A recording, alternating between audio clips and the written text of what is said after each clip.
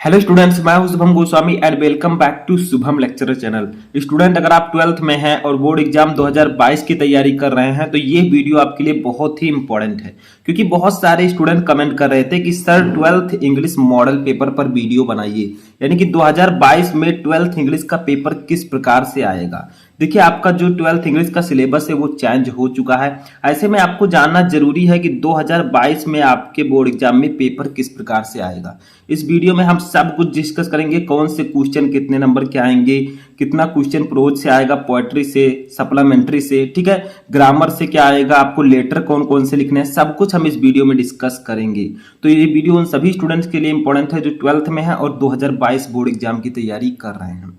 देखिए, सबसे पहले आप लोग इस वीडियो को कर दीजिएगा लाइक, ताकि मैं आपको सभी सब्जेक्ट के मॉडल पेपर प्रोवाइड करवा सकूं। ठीक है, तो देखिए सबसे पहले हम देखते हैं मॉडल पेपर। ठीक है, एनुअल एग्जामिनेशन इंग्लिश क्लास 12। देखिए, समय आपके पास 3 घंटे रहेगा।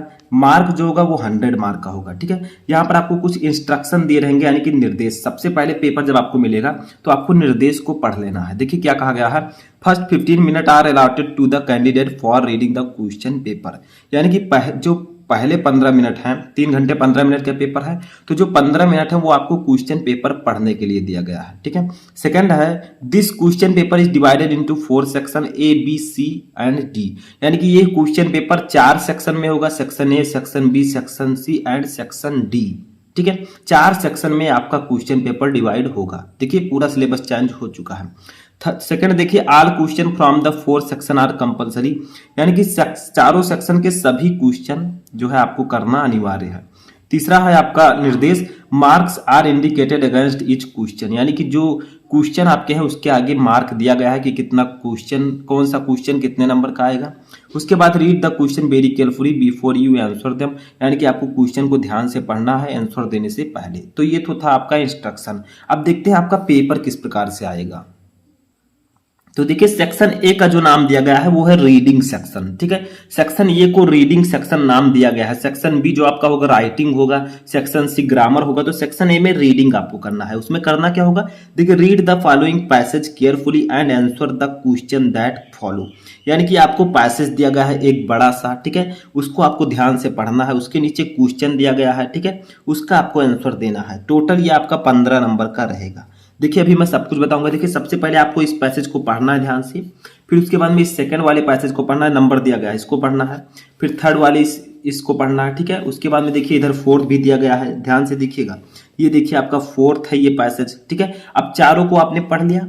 अब आपको करना क्या है, नीचे क्वेश्चन दिया गया है इसी पैसेज से रिलेटेड, उसका आंसर आपको देखना है। देखिए, A question, B question, C question, D E F G, ऐसे क्वेश्चन आपको दिए गए हैं। ठीक है, पहले क्वेश्चन का आपको आंसर देना है, इसके लिए आपको 3 नंबर मिलेंगे। देखिए, जो ये क्वेश्चन होंगे वो इन्हीं 4 पैसेज से रिलेटेड होंगे। पहले आपको चारों पैसेज को ध्यान से पढ़ना है, क्योंकि इस सेक्शन का नाम ही है रीडिंग। ठीक है, रीडिंग का मतलब आप चारों पैसेज को ध्यान से पढ़िए, फिर उसके बाद में इन चारों पैसेज से संबंधित क्वेश्चन दिए जाएंगे, उसका आंसर दीजिए। तो ये ए वाला क्वेश्चन, इसके लिए आपको 3 नंबर मिलेगा। पैसेज को पढ़ने के बाद आप इसका आंसर दीजिए। बी वाला है, इसके लिए आपको 3 नंबर, सी वाला भी है, इसके लिए 3 नंबर, डी वाला है, इसके लिए भी 3 नंबर। यानी कि इसी पैसेज से रिलेटेड 3-3 नंबर के 4 क्वेश्चन होंगे, यानी कि 12 नंबर। ठीक है, उसके बाद में 3 क्वेश्चन वोकेबुलरी होगा, यानी कि इसी पैसेज में आपको जैसे दिया गया है, देखिए 1-1 नंबर के 3 क्वेश्चन होंगे, तो 12 3 15 नंबर। ठीक है, इसमें होगा क्या, जैसे दे दिया गया, which word in paragraph 2 means the same as feel aggrieved about. ठीक है, ऐसे आपको दे दिया जाएगा। जैसे आपको जी वाला दिया गया, which word is paragraph 3 is the antonym of unconsciously. यानी कि पैराग्राफ 3 में आप बताइए कि कौन सा वर्ड ऐसा है जो अनकॉन्शियसली का एंटोनिम है। ठीक है, तो ऐसे ही आपसे पूछा जाएगा। तो पहले 4 पैसेज आपको पढ़ने होंगे, उसके बाद में इन क्वेश्चन का आंसर देना होगा। 1 2 3 4 5 6 7 क्वेश्चन रहेंगे, इनका आंसर दीजिए, आपको 15 नंबर दे दिया जाएगा। ठीक है, अगर आप लोग कहेंगे तो इस पर मैं ऑलरेडी वीडियो बना दूंगा। ठीक है, नेक्स्ट क्वेश्चन देखते हैं। तो देखिए, सेक्शन ए आपका है रीडिंग। अब आपका आता है सेक्शन बी। अब रीडिंग तो हो गया, हमने पढ़कर क्वेश्चन का आंसर भी दे दिया। अब सेक्शन बी में आपको राइटिंग करना होगा। ठीक है, जैसे देखिए ये आपका है इन सर्टेन स्टेट ऑफ, इस पर आपको आर्टिकल राइटिंग करना, ये आपका आर्टिकल राइटिंग है। ठीक है, इसमें होगा क्या, दूसरा क्वेश्चन जो है इसमें आप अगर इस टॉपिक पर आर्टिकल लिख सकते हैं तो अच्छी बात है। अगर आप इसको नहीं जानते हैं तो और लगा है, और का मतलब अथवा, या आप इस टॉपिक पर आप जो है आर्टिकल लिख सकते हैं, बट कितने वर्ड में लिखना होगा? देखिए यहाँ पर लिखा है right an article in 150 to 200 word, यानी कि 150 वर्ड से लेकर 200 वर्ड तक आपको लिखना होगा। ठीक है, क्या? आर्टिकल। वही सेम यहाँ पर भी है, जो और लगा है दूसरा वाला, इसमें भी आपको 150 से 200 वर्ड, यानी कि आपको आर्टिकल लिखना है, 2 दिए रहेंगे, आपको एक पर लिखना होगा। ठीक है, इसके लिए आपको नंबर कितने दिए जाएंगे? तो 10 नंबर। देखिए यहाँ पर लिखा है, ठीक है, 10 नंबर। अब देखिए आर्टिकल होगा राइटिंग में, एक चीज और है लेटर राइटिंग। तो ये आपका जो तीसरा क्वेश्चन होगा ये लेटर राइटिंग का होगा। इस टॉपिक पर आप लेटर लिखिए अगर आपको पता है, नहीं तो यहाँ पर भी और का ऑप्शन मिल जाता है। मान लीजिए ये वाला लेटर आप नहीं लिख सकते तो और लगाकर एक क्वेश्चन और दिया गया है, ये इस पर आप लेटर लिखिए, इसके लिए भी 10 नंबर। यानी कि जो आपका राइटिंग सेक्शन होगा इसके लिए आपको टोटल 20 नंबर दिए जाएंगे। ठीक है, इसमें आपको आर्टिकल और लेटर राइटिंग लिखना है। ठीक है, दोनों में आपको ऑप्शंस मिल जाएंगे। अब देखिए सेक्शन सी में हम आते हैं। सेक्शन सी में आपका ग्रामर होगा इस बार। ठीक है, इस बार सेक्शन सी में आपका ग्रामर होगा। देखिए लिखा है section C grammar and translation. इसमें चौथा क्वेश्चन से स्टार्ट होगा। इसमें क्या होगा? ए दिया गया है direct and indirect. Change any one of the following sentences into indirect form of speech, यानी कि इन दोनों में से किसी एक सेंटेंस को आप इनडायरेक्ट में कन्वर्ट कीजिए। दो में से सिर्फ आपको एक ही करना है। ठीक है, 2 क्वेश्चन दिए गए हैं, सिर्फ एक करना है, 2 नंबर आपको मिलेगा। ये पहले जैसा है। बी देखिए, combine any one fate of the following as directed within the bracket, यानी कि इन दोनों में से किसी एक को आपको सॉल्व करना है। इसमें करना क्या है? जैसे दिया गया है आपका ये, आई बॉट ये watch, it is a semi smart watch, I like it very much. ठीक है, इसको आपको कॉम्प्लेक्स सेंटेंस में कन्वर्ट करना है, यानी कि ये आपका सिंथेसिस है। सिंथेसिस में करना क्या होता है? 2 या 2 से अधिक सेंटेंसेज को जोड़कर हम एक वाक्य में कन्वर्ट करते हैं। और किस में करते हैं? जो ब्रेकेट में दिया गया है। तो इन तीनों सेंटेंस को जोड़कर आप कॉम्प्लेक्स सेंटेंस में कन्वर्ट कीजिए। ठीक है, आप अगर ये नहीं जानते तो दूसरा वाला क्वेश्चन कर सकते हैं। दोनों में से सिर्फ एक ही करना है। देखिए कंबाइन एनी वन, ठीक है, दोनों में से सिर्फ एक को आपको करना है। इस टॉपिक का नाम है सिंथेसिस। तो पहले डायरेक्ट इनडायरेक्ट, फिर सिंथेसिस। ठीक है, ये बी था। सी देखते हैं। अब देखिए सी वाला जो आपका ये है, ये है ट्रांसफॉर्मेशन। इसमें क्या होता है? Transform any one sentence as directed within the bracket, यानी कि इन दोनों में से किसी एक सेंटेंस को आप ट्रांसफॉर्म कीजिए। ट्रांसफॉर्म का मतलब जैसे दिया गया did the policeman catch the thief, इसको आपको ब्रेकेट में जो दिया गया है उसी के अनुसार परिवर्तन करना है। ठीक है, चेंज करना है। तो did the policeman catch the thief, इसको आपको पैसिव वॉइस में बदलना है।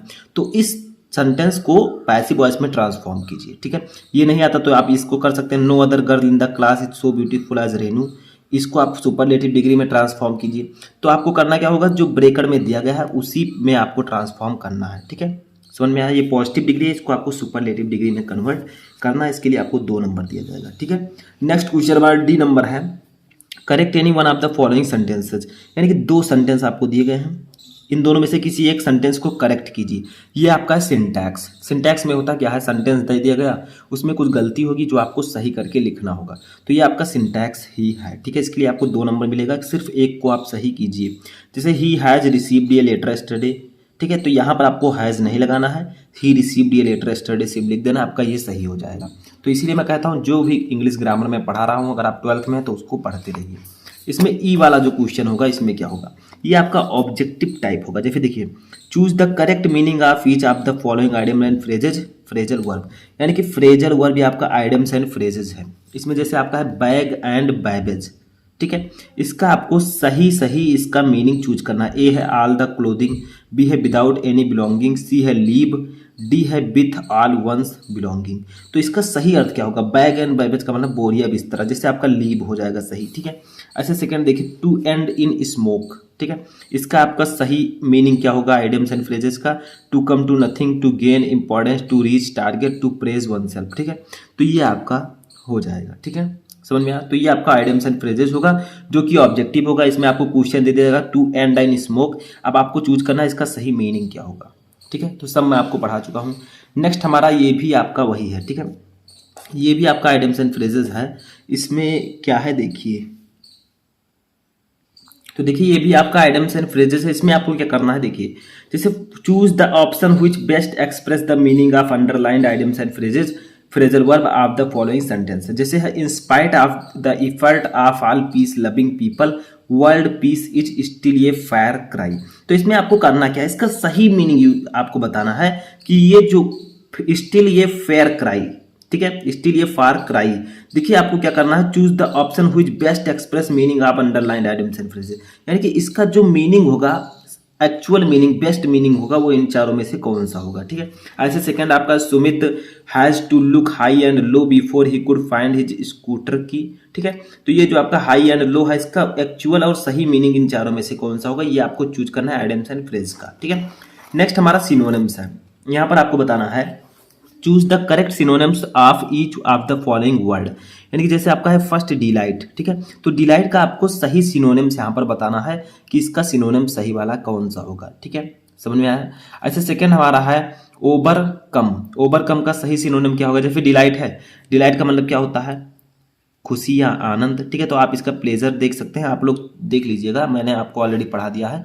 तो ये दो एंटोनिम्स आप सिनोनिम्स होंगे, ठीक है। यहाँ पर जो हमारा नेक्स्ट होगा 2 नंबर आपको इसके लिए दिया जाएगा। ये जो है चूज द करेक्ट एंटोनिम, तो सिनोनिम्स था अभी, अब ये एंटोनिम आ गया। एंटोनिम में भी आपको जैसे फर्स्ट है डिस्ट्रेस, डिस्ट्रेस का सही वाला एंटोनिम क्या होगा ये आपको बताना है, ठीक है। इसमें भी 2 क्वेश्चन रहेंगे। अब फिर देखिए सेकंड क्वेश्चन है हेस्ट, हेस्ट का सही एंटोनिम क्या होगा, तो 2 क्वेश्चन रहेंगे, आपको दोनों करना होगा, इसके लिए आपको 2 नंबर भी दिया जाएगा, ठीक है।